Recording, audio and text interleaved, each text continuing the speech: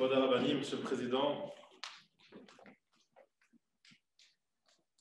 j'aimerais peut-être simplement introduire ceux qui vont prendre la parole après moi, tout simplement,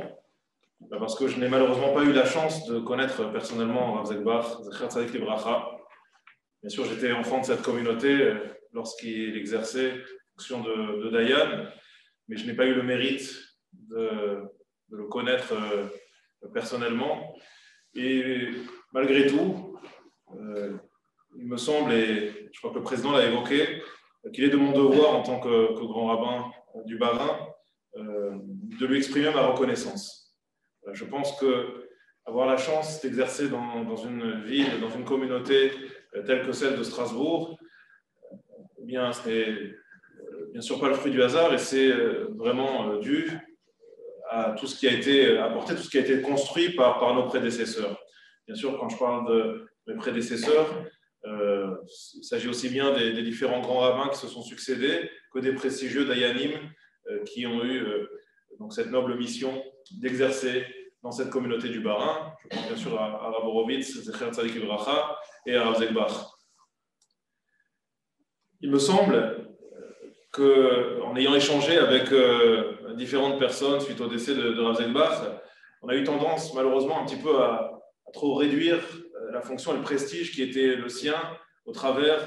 de la cache-croûte, au travers de la manière dont avec brio il a, je pense, tout simplement révolutionné le monde de la cache-croûte, l'industrie de la cache-croûte, que ce soit bien sûr au niveau local, mais de manière bien plus large, le développement de la certification de la cache-croûte au niveau de l'industrie agroalimentaire. Et même si cela a véritablement été le cas, et que de par son sérieux et de par sa békiout, sa grande connaissance, eh bien, il a permis vraiment de donner un renom tout à fait incroyable à notre communauté,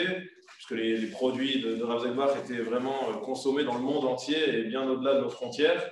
Mais je pense qu'on l'a peut-être trop réduit finalement, et en tout cas c'est vraiment ce qui m'est parvenu des différents témoignages de personnes qui l'ont bien connu, que je ne citerai pas, qui n'ont pas voulu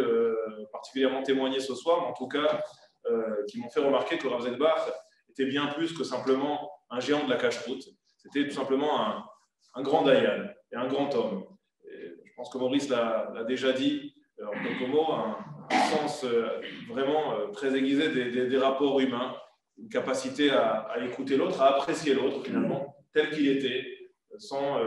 véritablement vouloir penser à le transformer et lui donner finalement cette capacité à s'élever. Il a peut-être regretté de ne pas avoir suffisamment enseigné. Je peux vous dire, pour avoir parlé avec un certain nombre de personnes, beaucoup m'ont surpris. Je me suis rendu compte qu'il y avait des personnes dans cette communauté, vraiment auxquelles je n'aurais absolument pas pensé, qui m'ont raconté des souvenirs personnels avec Rav Zekbar qui les ont énormément marqués, qui les ont parfois même transformés ou invités en tout cas à évoluer, à se transformer. Et vraiment, en connaissant ces personnes, je n'aurais pas imaginé un seul instant que ces personnes aient pu avoir des souvenirs aussi marquants avec Rav Zekbar et me raconter certains échanges ou certains shiurim au cours desquels, de par cette proximité et cette capacité qu'il avait à aller vers les autres et à écouter vraiment tout un chacun selon sa particularité, eh bien, à permettre aux personnes de s'élever. Et je me permets d'ailleurs ce petit commentaire au début de la paracha où, comme vous le savez, il y a cette précision étonnante au début de la paracha où on nous dit à propos d'Aaron, Vaya Asken à Aaron, que Aaron a fait exactement comme ce qui lui avait été indiqué. Et Rashi, bien sûr, de s'étonner, qu'est-ce que le passouk a besoin de préciser, qu'Aaron a respecté scrupuleusement les ordres qui lui avaient été donnés par Akadosh Baruch Hu. On pu s'attendre de la part d'Aaron à une attitude différente. Et il y a ce Rashi ultra connu, sans doute un des Rashis les plus connus de la Torah, qui nous dit la Git Shifro Shel Aaron Shel Oshina. Il vient tout simplement nous dire que la grande qualité d'Aaron a été non seulement d'écouter, mais de ne pas chercher non plus à ajouter sa patte personnelle. On sait souvent, plus les gens sont intelligents, plus les personnes sont érudits, plus les personnes ont cette capacité peut-être à prendre des initiatives, et plus il est difficile de se conformer à un ordre. Alors Aaron a eu cette humilité de pouvoir se conformer exactement à ce qui lui avait été donné comme instruction. Mais Shiloach propose une explication un petit peu différente. Il nous dit qu'en réalité, la Git Shifro chez Yaakov, chez Loshina, c'est au travers de la mission de Yaakov, qui avait aussi cette mission éducative. On le sait, Aaron, entretenait une proximité avec chacun, il était Oev Shalom, Verodev Shalom, il rapprochait les gens de la Torah, eh bien, c'était de pouvoir interagir avec les autres sans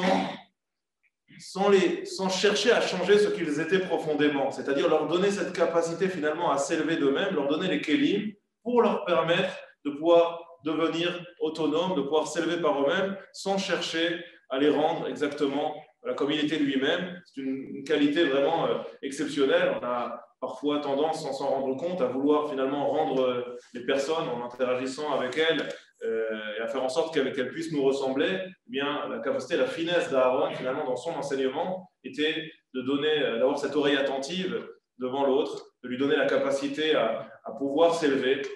à l'image de cette flamme de la Ménorah dont il est question, mais en lui donnant la possibilité de rester lui-même. Et ça, je crois que c'est sans doute une qualité que l'on peut prêter à Rav Zegbar, Zecher Tzadik Libracha. Et puis, bien sûr, il y a tout au long de cette paracha, je crois que cette paracha,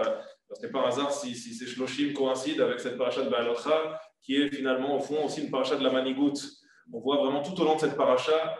toute la finesse dont doit faire preuve un dirigeant pour pouvoir, dans l'harmonie la plus totale, gérer les différents conflits qui peuvent exister, les différents problèmes qui peuvent se présenter à lui. Ils ont été nombreux dans la paracha de Baalotcha, et on voit, que ce soit au travers du personnage d'Aaron, au travers bien sûr du personnage de Moshe, notamment dans la fin de la paracha, Moshe a à faire face à des histoires extrêmement complexes et qu'il va gérer vraiment avec brio, en sachant se montrer ferme dans certaines situations, parfois en agissant avec peut-être un peu plus de diplomatie. Et finalement, c'est toute la justesse avec laquelle Moshe a brillé durant toutes ces années, durant lesquelles il s'est occupé du clan Israël, de toujours réussir à trouver le ton qui était juste pour pouvoir mettre le clan Israël sur la bonne voie. Je crois que Rav Zegbar, à travers de son mandat de Dayanout pendant ces 23 ans, eh bien, a su trouver systématiquement le ton juste. Vous savez, être Dayan, je dis, c'est pas simplement s'occuper de cache-route, c'est gérer au quotidien des problèmes communautaires, que ce soit dans les Gittim, que ce soit dans les Dinei Torah. Et il y a des choses qui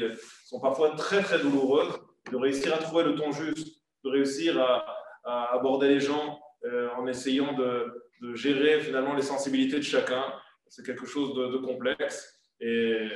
je pense qu'en tout cas il s'est illustré de manière extrêmement brillante également sur ce domaine. Et puis on le voit bien sûr avec à travers du personnage de Yitro. Je terminerai peut-être avec cela. Le personnage de Yitro qui est également mis en valeur dans notre paracha. On parlait de Hakarat Hatov et la manière dont Moshe Rabbeinu va proposer à Yitro de le rejoindre, c'est aussi un sentiment de Hakarat Hatov par rapport à quelqu'un qui l'a beaucoup aidé, bien sûr parce qu'il a été son beau-père, mais surtout parce qu'il a su le conseiller et lui donner là aussi des pistes pour avoir une attitude qui était juste, qui lui permettait de le soulager. Et je crois qu'au travers finalement aussi de cette capacité qu'a eu Moshe Rabbeinu à s'entourer de bonnes personnes, à prendre des conseils auprès de personnes qui étaient expérimentées, qui avaient expérience de vie, eh bien, c'est là qu'on reconnaît aussi les qualités d'un grand dirigeant et d'un grand homme. Et ça, encore une fois,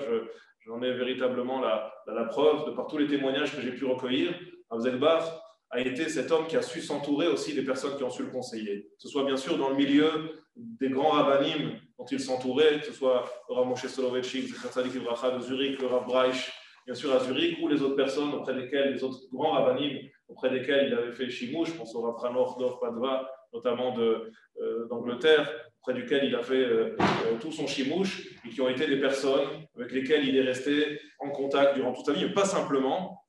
également auprès de profanes. Comme je l'ai dit, c'est savoir prendre la sagesse là où elle existe. Et j'ai eu ces témoignages de tous ces personnes qu'on pourrait appeler des laïcs de notre communauté. Je déteste ce terme, mais je n'arrive pas à trouver le terme adéquat. En tout cas, des personnes qui ne faisaient pas partie du milieu rabbinique, mais qui, de par leur expérience, étaient à même aussi de lui apporter, notamment un gynécologue à Strasbourg, un grand gynécologue qui nous rapportait ce témoignage de Rav Zegbar, qui avait eu des échanges très pointus avec lui pour essayer de comprendre un petit peu un univers et certains points qui pouvaient l'aider à mieux appréhender tout l'univers de la Taharat HaMishpacha. Et Rav Zegbar, vraiment, n'hésitait pas à s'entourer de toutes ces personnes-là pour avoir les conseils qui soient justes, qui soient avisés. Et je crois que c'est ce qui fait véritablement la grandeur d'un homme. En tout cas, vraiment, je lui suis profondément reconnaissant pour ce qu'il nous a légué, pour le nom qu'il a donné à cette communauté de Strasbourg et du Bas-Rhin. Et à nous maintenant, bien sûr, de perpétuer ce nom, de faire en sorte que, au travers de la manière dont nous allons nous gérer les affaires communautaires, et bien que son nom puisse continuer à être perpétué et de garder finalement précieusement l'héritage qu'il nous a confié. תן אפשרות,